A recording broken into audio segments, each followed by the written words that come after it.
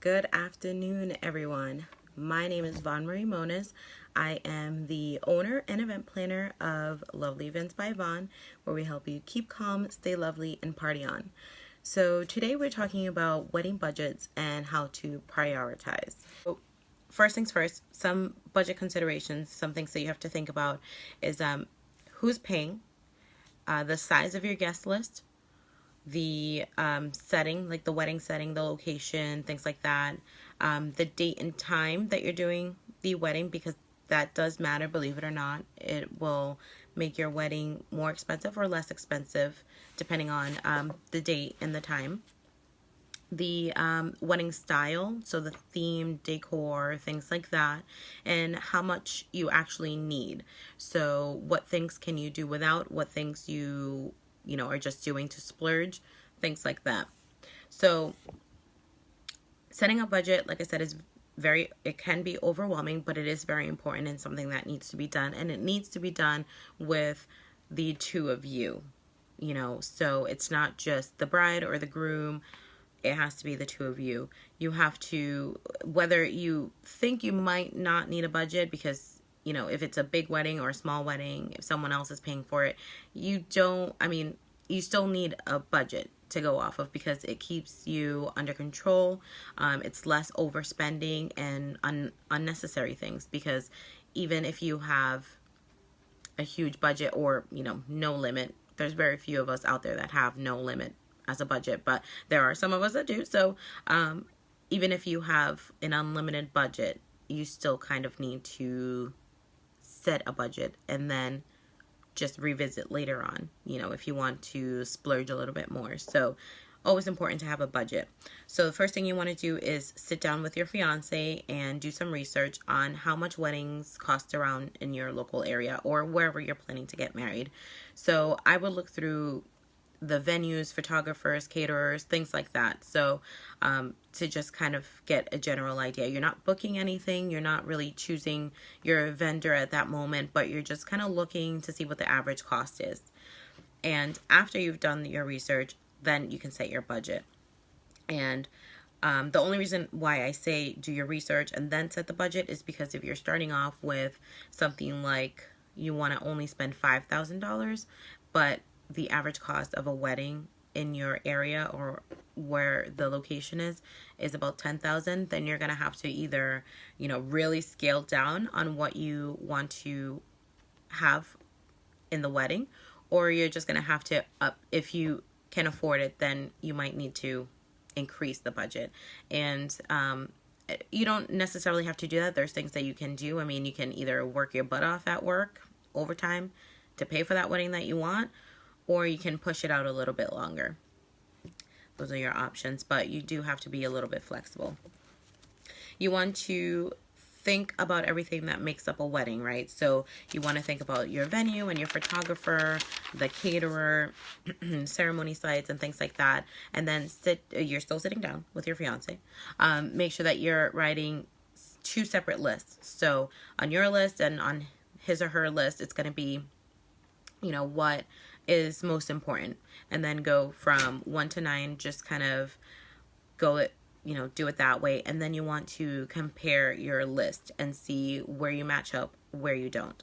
So this is where compromising and being a little flexible comes in handy, because if, your dress is at the top of your list, I'm just saying, if, hey Ashley, oh good, you're watching, yes, we're going to be working on this. So yes, very true. It's very tough.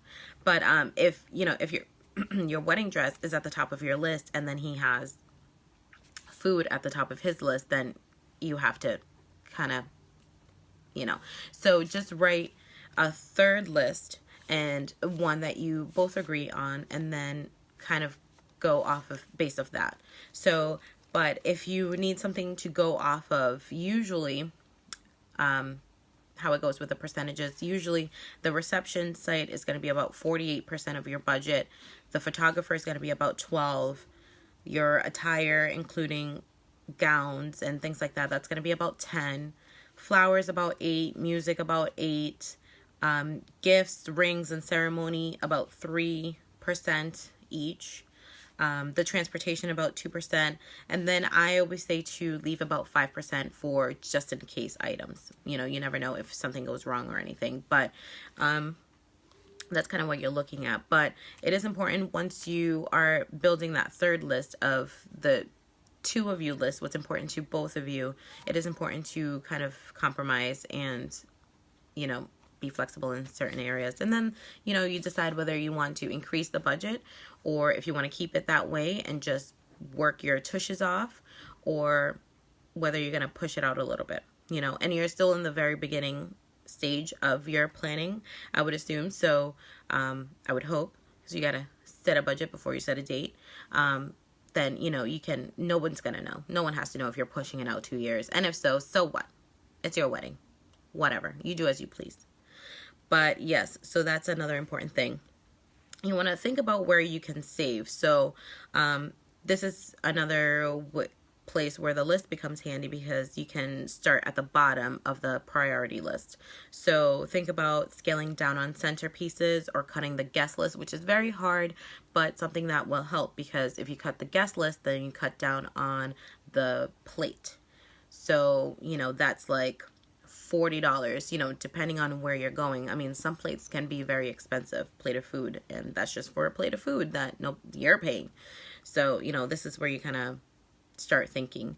Maybe invest in a smaller cake, or there's some other ways that you can do the cake. So, you know, there's multiple ways. You can do cupcakes, you can do a faux cake, anything, you know. So that's one way. You want to write everything down, and I mean everything, because it keeps you accountable. So I usually write when I'm doing anything regarding, you know, actually anything in life, you know, but especially the business, I always make sure that I write down my exact thought when I'm changing something, especially when it comes to prices, because sometimes you just need to remember where you were in that state of mind when you were changing things around, and just eat it so it doesn't confuse you in, you know, in the future. So it's like, okay, why did I do that? You don't have to really think about it, because you wrote exactly what you were thinking. So I'm a big writer, so anything I think you should write, but it helps, especially when you're doing your budgeting. Make sure that you're staying organized. Like everything else, it's very important. You need to make sure that you're keeping your lists in a binder or folder, wherever you're keeping your wedding items. Make sure that you have your vendor contracts, because if anything sounds a little fishy, or like if they're trying to change something up and it wasn't in the contract, then you can bring that up. Make sure that you're holding on to the packages, like the package list of what everything includes, and ask, if you're going to see a vendor, ask for different options. So, you know, let them know what your budget is, and a good vendor will work with you on your budget. So if your venue is usually, you know, $5,000, but it includes all these other things, like, you know, the outdoor gazebo where you can get married or things like that, then ask the vendor where you can take things out, you know, the venue. Can I get married inside? Is that going to cut costs? You know, can I do this on my own? Will it cut costs? So make sure that you're asking the questions.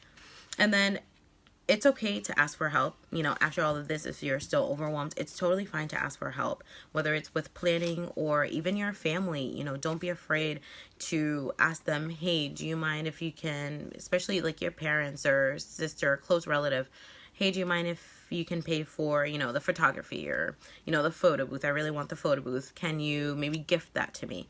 You know, it's okay. No one's going to say no. And if they do, it's because they're broke. So, you know, we're all broke, so it's okay. But yes, so I hope you found this useful.